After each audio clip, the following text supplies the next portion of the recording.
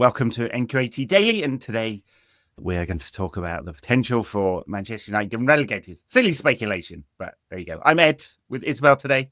Happy New Year, Isabel. How's it going? It's very good. What about you? Yeah, it's all good. I should preface this by saying I don't think there's a chance that United get relegated, but it was brought up and Ruben Amorim talked about it, so everyone else is now, and it's kind of strange situation we find ourselves in, starting the new year in 14th place. How worried are you? Yeah, I mean, I am worried. It is everyone's talking about the relegation thing at the minute. I mean it's too early in the season to really say where we're going to finish, but I definitely think, well, we know that there is a lot of improvements that need to be made. We do need to get more points. That is definite. Will we get relegated though? I think that is a far reach. I mean, we're definitely not playing well, but I mean, Man United getting relegated, that would be interesting. That'd be great, wouldn't it? Yes. for the discourse, that is, just to be clear. Yeah, my friend Wayne, who's on here, wrote a book about the 1974-75 relegation season, which even I do not remember, and thankfully, since I was not around.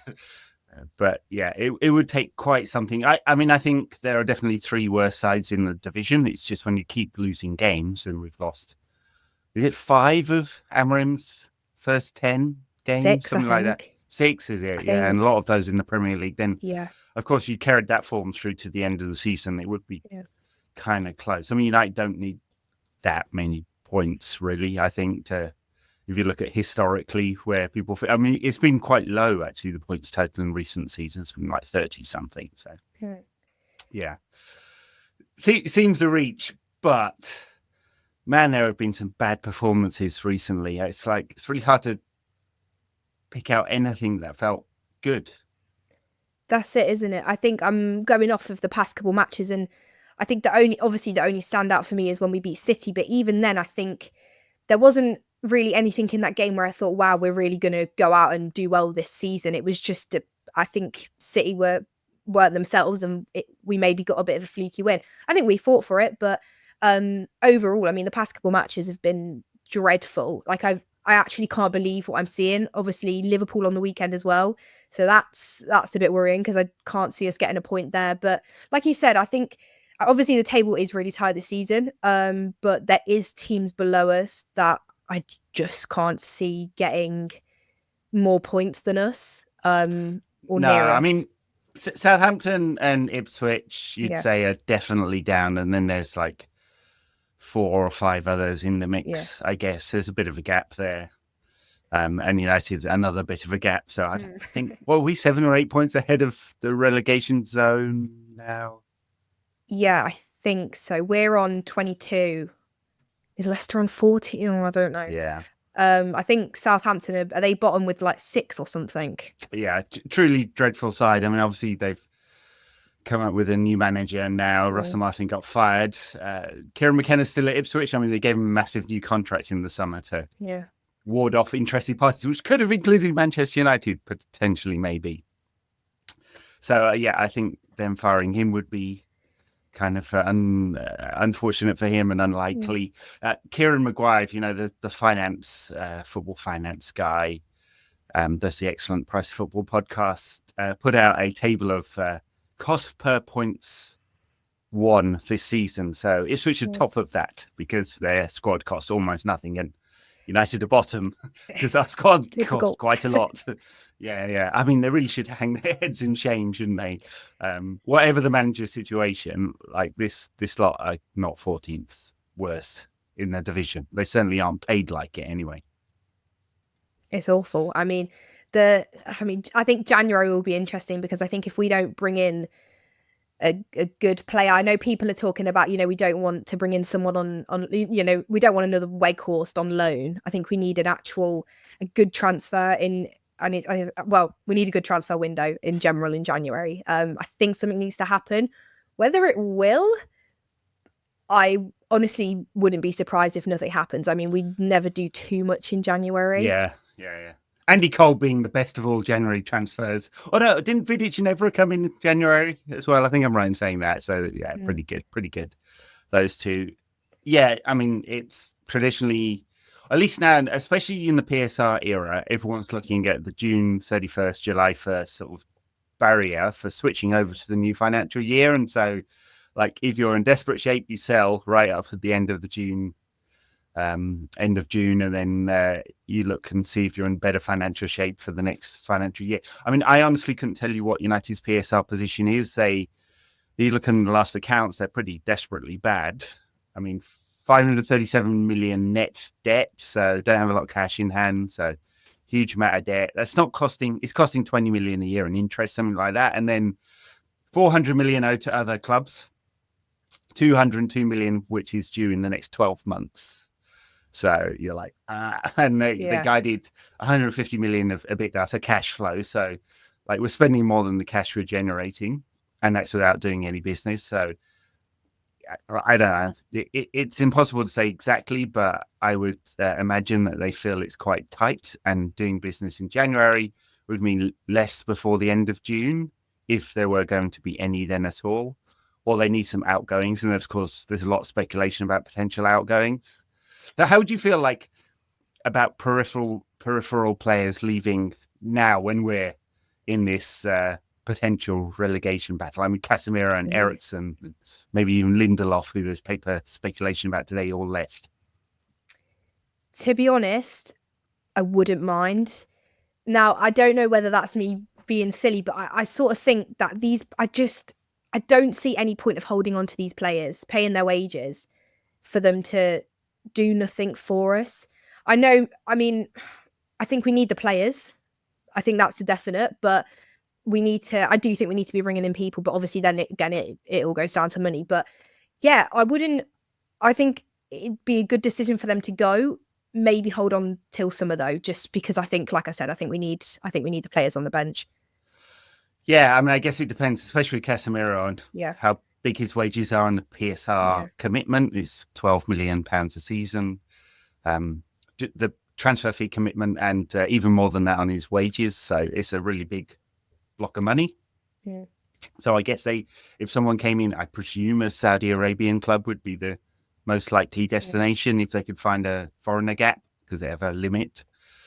So yeah, I mean, he's not played a lot under Amorim. It depends. Like, do we trust Toby Collier to be the sort of reserve defensive midfielder? He looked great when he was a youth player at Brighton, and that's well to get him. But he's 21 now and has barely played a game and no minutes under Amorim at all. It's just like, it seems like he's not ready.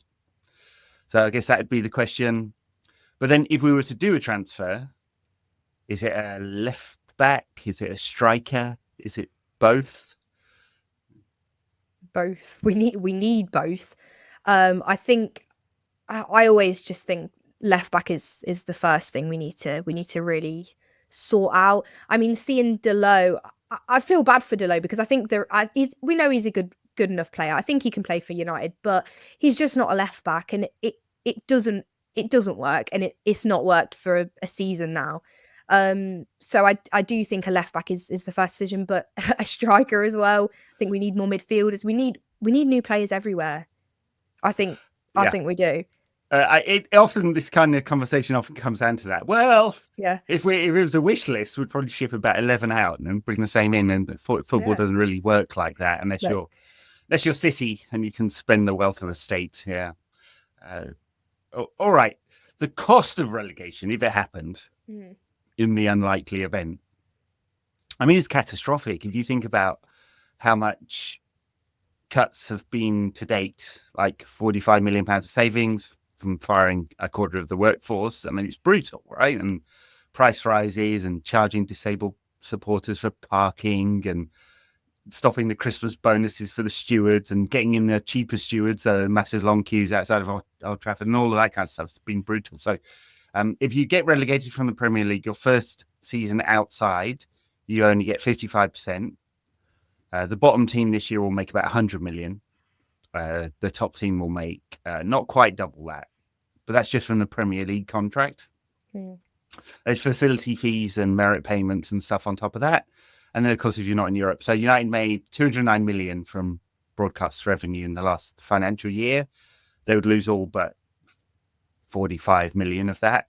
So, and then the sponsorship contracts, I mean, I guess we don't see many of them, but the Athletic reported that Adidas have the right to cancel that contract with a 1 year notice or a 50% cut in the value, and it's £75 million a season. Let's assume that there's very similar clauses in all the other contracts. United made 300 and something million out of commercial deals in the last financial year. So, I don't know, lose half of that. And then club made 130 something million out of match day. So, and it'd be quite hard for Sir Jim to put the prices up in the championship. Yeah. So I don't know. It's not exactly halving United's revenue, but it's taking maybe a third off. And you'd have to make those savings, presumably from player sales. So. Yeah. No, I mean, we just can't afford that for that to happen. You just can't. I think, I mean, it is about, you know, United are a huge club. It's this huge name and we can't be getting relegated. But seriously, like, we actually can't afford to be getting relegated. So if that was to happen, there would be uproar. I mean, to be honest, I think some of the fans would be happy. I think the comments that I've been reading, I mean, people will say, you know, ticket prices might be cheaper. You might be able to get a season ticket. But I mean, if you look at it for more of the money side of things in the club, it just can't happen. Yeah, and there's a real human cost as well. Because when we talk about cuts, what we mean are people losing their jobs. Yeah. And that always happens with relegated teams because the cliff is so big. I mean, it's an ongoing discussion, isn't it, about, like, because their parachute payments mean that whoever comes down from the Premier League will earn more than every other club in the Championship by some distance, because the Championship TV contract's not very big. So even with the new one.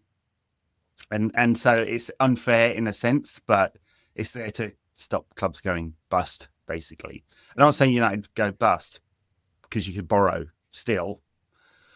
But and there's Sir Jim who can always like buy Carrington or dip into his pocket and sponsor, you know, the Ineos branded sponsored bar at Old Trafford for £10 million a season or whatever.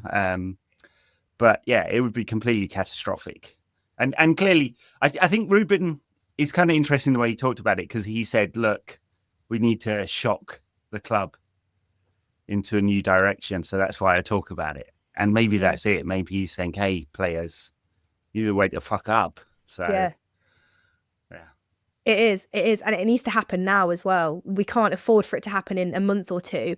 It really needs to change. And I really hope that, I mean, I know we've had a couple hard games recently. Obviously, like I said, Liverpool on the weekend as well. But without even thinking about what fixtures we've got, we need to get some points. I think we need to do well, I mean, if we can, in the Europa League as well. But it's just, it starts with the players. I mean, I was watching the Newcastle match, and it honestly, it just felt like it was the players' fault. And I will always blame the players before the manager normally.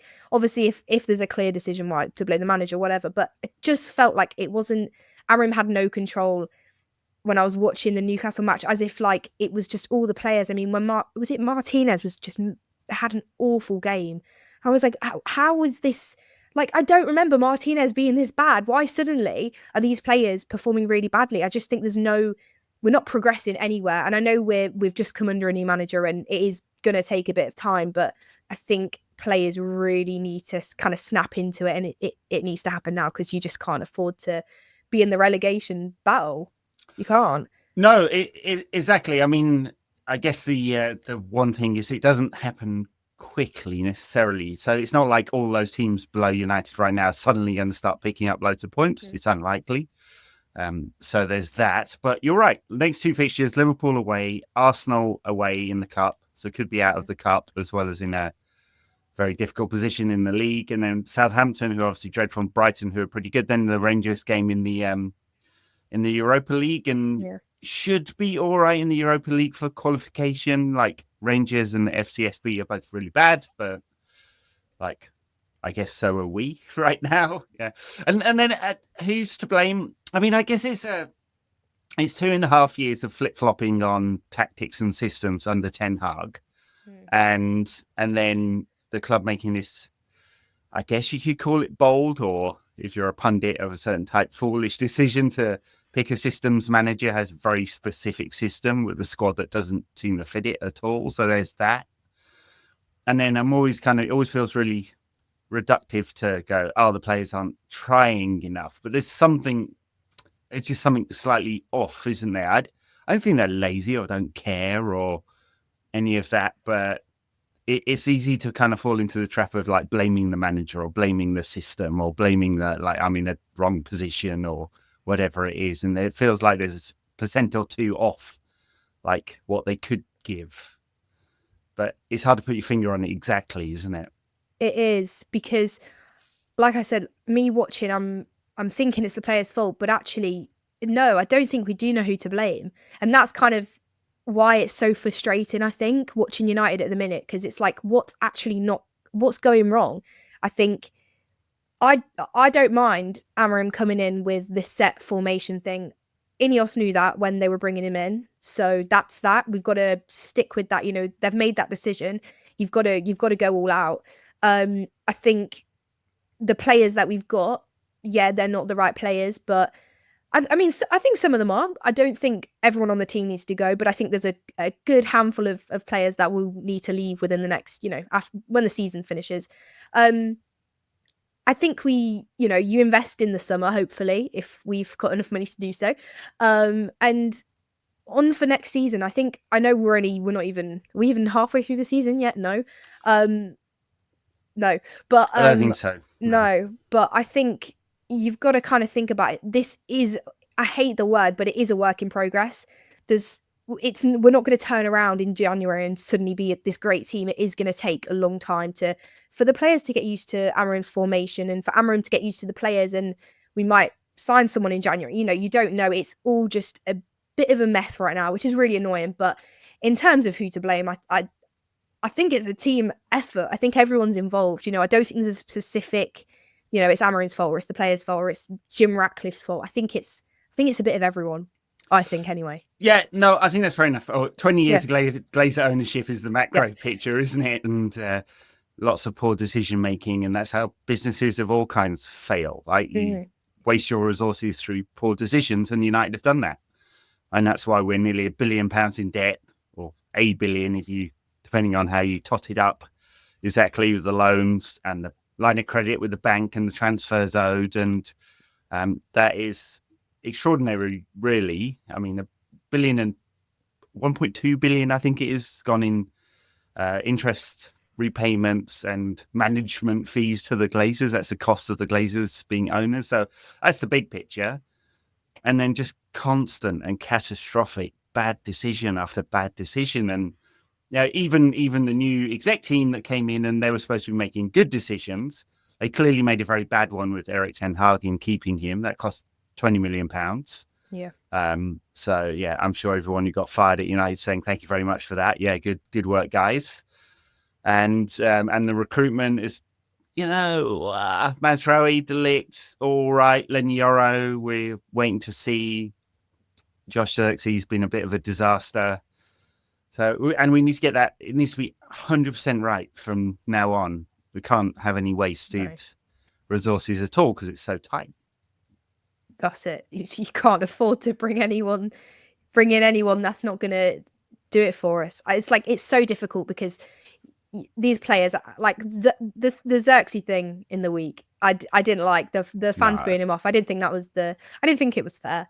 But I get it if they're booing the team, but Xerxes in particular, I didn't like that. But I just think there's so many issues at United, and I think it does start with the the higher up people. But no, things need to change. But yeah, we can't afford to just be bringing in anyone. It needs to be well thought through for Amorim's system. Yeah, we've got 28 days now to work out whether anything will happen there, and they'll be adding it up, and they've got to come to a conclusion with what's happening with Marcus Rashford. He was on the bench against Newcastle, didn't come on. Amorim was quite dismissive afterwards. I guess I read that as he's sick of being asked about it. So there was one press conference, I can't remember which one it was now. He was asked 11 times in a row about Marcus Rashford. I mean, did you not get enough of an answer, guys? No. It just seems, yeah. So I get the impression he's a bit tetchy about it. It seems just from the noises that they're going to find a solution this winter. The worst possible solution is a loan away, and that seems like the most likely one.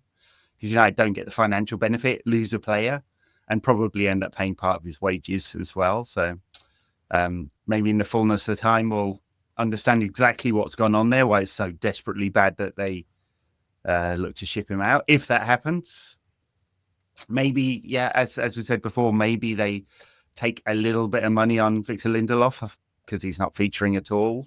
He's out contract in the summer, and they take any fee they could get for Casemiro, I'm sure. Like whether it's now or more likely in the summer, but I'm sure they would, just because he's such a big cost. But yeah, it's like these are just symptoms, aren't they, of the bigger picture, which is like complete malaise and bad decision making for years and years and years. And this is where it leaves you. Great club like this, fighting it out with Ipswich for her place in the Premier League. Desperate times, dearie me. It's great. But yeah, love it, don't you? Yeah, it's great. Awesome. The Championship would be an experience for sure. I'm sure there's many fans wouldn't mind that bit. I mean, people actually talk fondly of 74, 75 and the team, because it's a very young team that won what was the second division at the time. So maybe we need it. It would certainly facilitate a clear out. Yeah. That's true. All right. We'll leave it there. Thank you, Isabel, from Talk About United on YouTube. And it was very nice. See you again. Happy New Year, everyone. And we'll catch you again soon.